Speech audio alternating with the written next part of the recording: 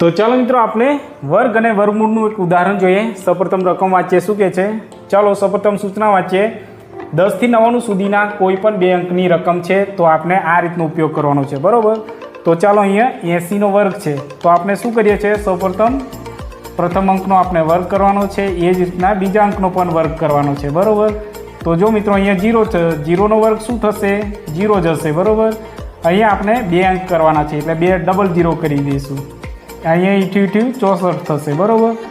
હવે શું કરીશું, જો આ રકમનો ગુણાકાર 8 ગુણ્યા 0 ગુણ્યા વર્ગનો પણ ગુણાકારમાં સમાવેશ થાય છે, બરાબર। ચાલો 8 દુ 16, પરંતુ 16 ગુણ્યા 0 કરીશું તો જવાબ શું આવશે, 0।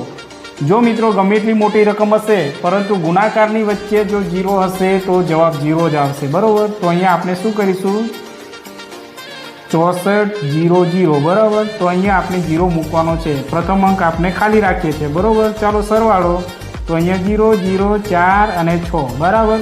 ડાયરેક્ટ આપણે અહીંયા જ જવાબ આવી જાય છે, પરંતુ આપણે આ સમજાવવા માટે આ આપણે પ્રોસેસ કરી, બરાબર।